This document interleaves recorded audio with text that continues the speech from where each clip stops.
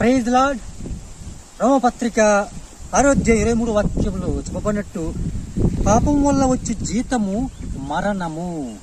అవునండి, ఒక చిన్న పాపం వల్ల, ఒక చిన్న పాపిష్టి చూపు వల్ల, ఒక చిన్న దురాశ వల్ల పాపం మనలో ప్రవేశిస్తుంది.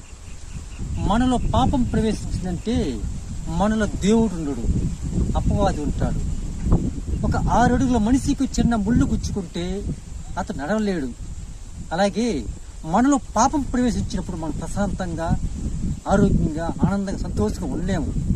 అందుకే పాపానికి వచ్చే జీతం మరణము అన్నట్టు పాపానికి మనం దూరం ఉండాలని ఈ వాక్యములు దేవుడు సెలవిచ్చాడు.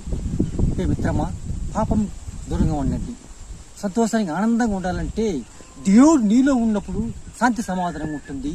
దేవుడు నీలో లేనప్పుడు అపవాది, సాతాను, దెయ్యాలు